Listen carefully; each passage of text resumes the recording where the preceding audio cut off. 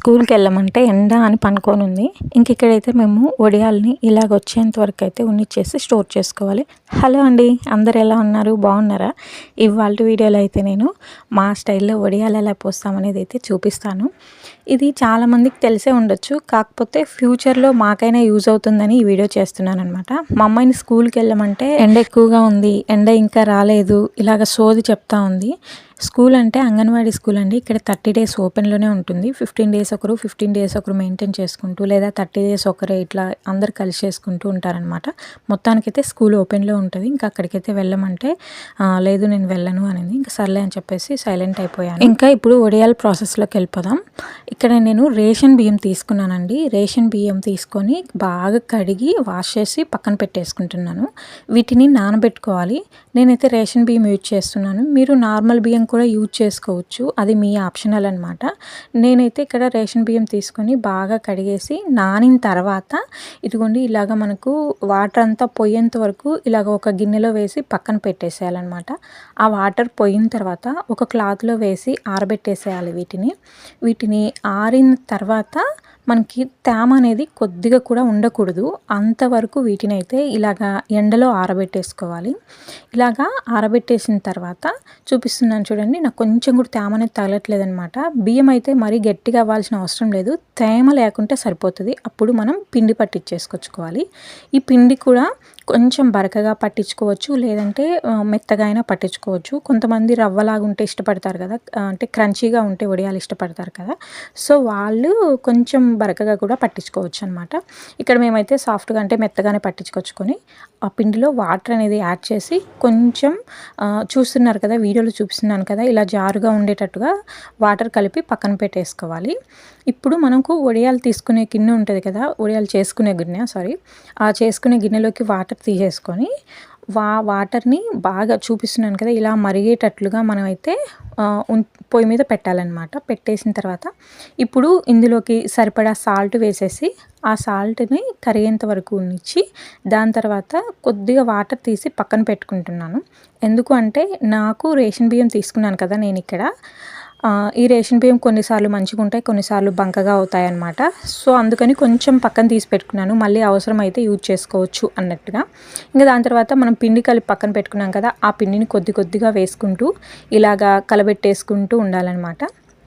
మొత్తానికైతే ఈ పిండి ఓకే, ఇంకా మనకు సరిపోతుంది. చూడండి పోసే కొద్దీ ఇది మళ్ళీ గట్టిగా అవుతూ ఉంటుంది అనమాట. అంటే కొంచెం పిండి పోసి ఇంకా పొయ్యి మీద పెట్టామనుకోండి అది గట్టిగా అవుతూ ఉంటుంది. సో మనం చూసి యాడ్ చేసుకుంటూ ఉండాలన్నమాట.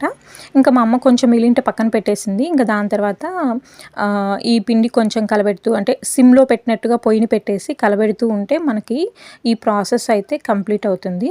ఇక్కడ నేనైతే జీలకర్ర యాడ్ చేశాను. జీలకర్ర యాడ్ చేసుకుంటే మాకు కొంచెం టేస్ట్ అనిపిస్తుంది. మీరు కావాలి అంటే ఎండుమిర్చి ఇవన్నీ ఉంటాయి కదా, అవన్నీ కూడా యాడ్ చేసేసుకోవచ్చు.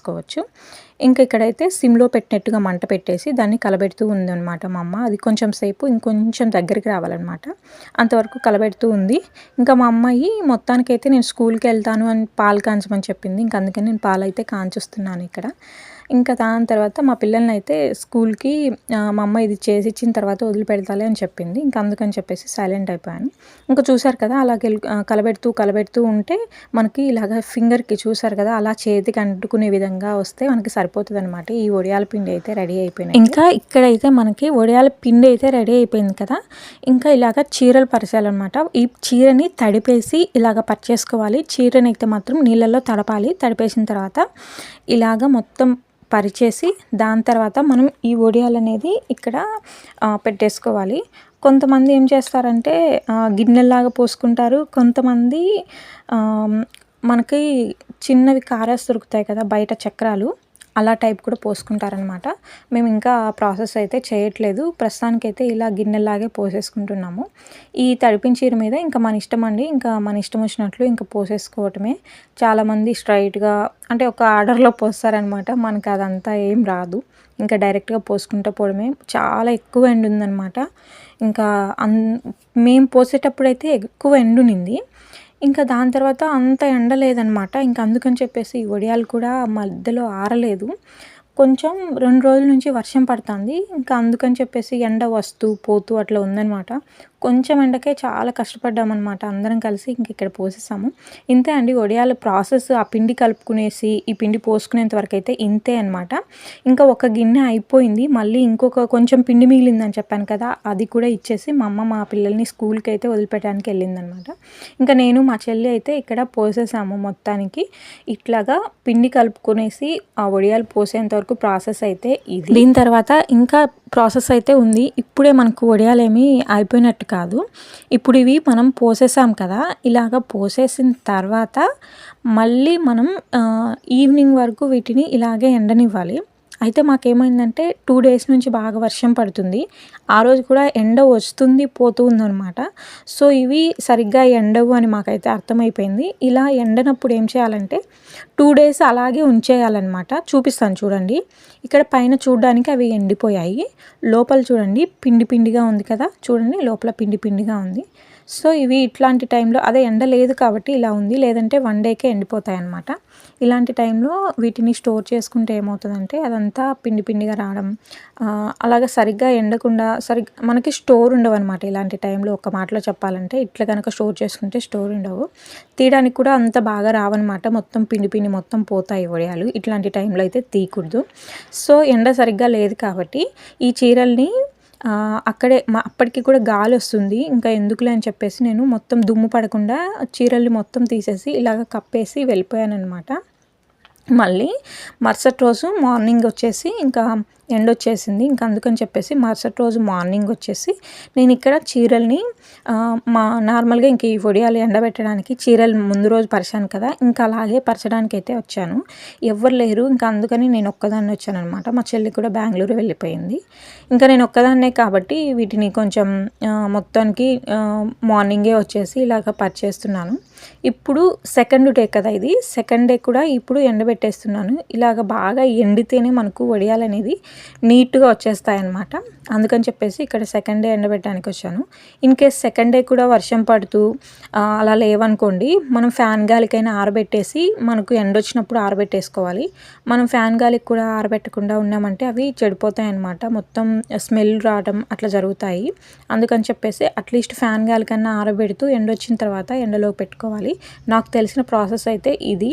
ఎప్పుడైనా ఎండను చూసే వేసుకుంటాము. సో నాకు కూడా పెద్దగా తెలీదు. నాకు తెలిసింది అయితే ఇది, అందుకే మీకు షేర్ చేస్తున్నాను. ఇంకా నెక్స్ట్ డే వచ్చేసి ఇలాగా ఈ చీరల్ని పెట్టేసి అక్కడ రాళ్ళు పెట్టేసి వెళ్ళిపోతున్నాను అనమాట. ఇక్కడైతే వర్షాలు బాగా పడుతున్నాయి. చాలా కష్టంగా అనిపించేసింది అనమాట. ఈ వడియాలు ఎందుకు వేసాంరా బాబు అంటే, వేసిన తర్వాత మళ్ళీ చెడిపోతే బాగోవు కదా, అందుకని. ఇంకా సెకండ్ డేకి ఎండబెట్టేటప్పటికి చూడండి ఎలాగా అయిపోయాయో. ఇలాగ మొత్తం ఎండాలన్నమాట. ఇలాగ ఎండిన తర్వాత ఇప్పుడు వీటిని చూసారు కదా, ఇప్పుడు వీటిని ఇలాగ వేసేసి వీటికి బ్యాక్ సైడ్ చీరకి మనం వాటర్ వేయాలన్నమాట. వాటర్ కొంచెం తడవకపోయినా సరే అవి మనకు ఈజీగా రావు. నీట్గా బాగా తడిపేసి వాటర్తో అప్పుడు వీటిని తీసామంటే మనకి నీట్గా వచ్చేస్తాయి. చూడండి ఇలాగ మొత్తం చీరను బాగా తడుపుకోవాలి. తడపకపోతే మటుకు రావు. వడియాలు పైన పోయకూడదు. వడియాలు వేసిన పక్క కాకుండా పై పక్క ఉంటాయి కదా, అటు సైడ్ వేసేయాలన్నమాట. అలా వేస్తేనే ఇవి నీట్గా వస్తాయి. ఇప్పటికే గాలులు అయితే చాలా ఎక్కువగా ఉన్నాయన్నమాట. అప్పటికి గాలి వస్తూనే ఉంది. ఇంకా అందుకని త్వరగానే వచ్చేసి నేను మా అమ్మ కలిసేసి ఇద్దరం కలిసేసి త్వరగా తీసేసాము. మనం వాటర్ వేసాం కాబట్టి చాలా ఈజీగా వస్తాయన్నమాట. అంత కష్టపడాల్సిన అవసరం లేదు. చేత్తో అలా అనగానే వచ్చేస్తాయి. ఇప్పటికి కూడా ఇవి ప్రాసెస్ అయితే అయిపోలేదు. ఇలాగ తీసిన తర్వాత కూడా వీటిని మనం మళ్ళీ ఎండబెట్టాలి. చూసారు కదా అలా వచ్చేస్తాయి. మొత్తం చాలా ఈజీగా తీసేసాంలేండి నేను మా అమ్మ. ఇంకా వాన వచ్చేస్తుంది, గాలి వచ్చేసింది, మళ్ళీ వాన వస్తుందేమో అని చెప్పేసి త్వరగా తీసేసాము. ఇంకా అవి తీసేసాం కదా, అవి కూడా మళ్ళీ ఎండబెట్టాలి బాగా. మనము కొంచెం అలాగ చేత్తో స్మాష్ చేయగానే ఇరిగిపోవాలి, అంతగా ఎండబెట్టాలన్నమాట. చూస్తున్నారు కదా బ్యాక్ సైడ్ గాలి ఎలా తోలుతుందో, అది కూడా మీకు చూపించాలని నేను వీడియో తీసాను. ఇంకా దాని తర్వాత ఈ పచ్చి వాటిని కూడా ఒక 1 డే ఆర్ 2 డేస్, 1 డే అయితేనే సరిపోతుంది ఇప్పుడు ఉండే ఎండలకి. ఇప్పుడు బాగా ఎండలు కాస్తున్నాయి కదా, సో 1 డేకి ఎండబెడితేనే చూసారు కదా ఇలా స్మాష్ చేస్తే స్మాష్ అవ్వాలన్నమాట. ఇలా బాగా ఎండిపోయాయి. వీటిని స్టోర్ చేసుకున్నామంటే మనకు ఒక 2 years పాటు కూడా ఉంటాయన్నమాట. చాలా డేస్ ఉంటాయన్నమాట. ఇంక ఇంతేనండి వడియాల ప్రాసెస్ అయితే ఇది. వడియాలు అయితే రెడీ అయిపోయినట్టే. ఇంకా ఒక రకమే అయిపోయాయి, ఇంకొక రకం మళ్ళీ వేయాలన్నమాట. సో ఇది వడియాల ప్రాసెస్ అయితే. ఈ వీడియోనైతే ఇక్కడితో అయితే ఎండ్ చేస్తున్నా. Thanks for watching. బాయ్.